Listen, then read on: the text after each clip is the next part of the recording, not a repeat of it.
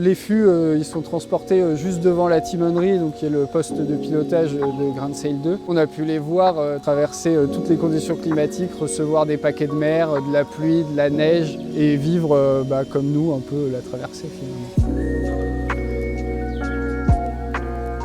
Les deux fûts de Albert Vichot sont partis de Saint-Malo sur le pont de Grand Sail 2 le 18 janvier.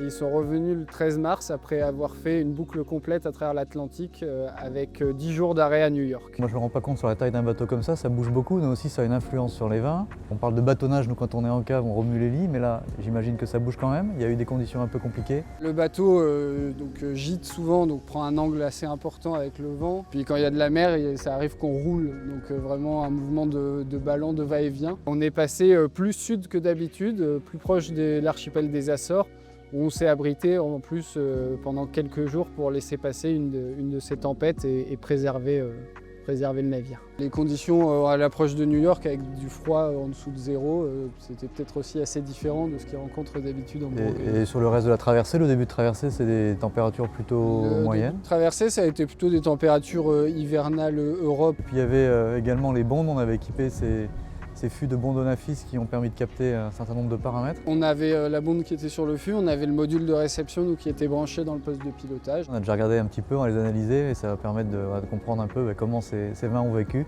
J'ai hâte de déguster. Nous aussi. On a ramené un échantillon donc, de ce qu'on a gardé en cave. Ah ouais. Et voilà, maintenant que le meilleur gagne, j'ai envie de dire.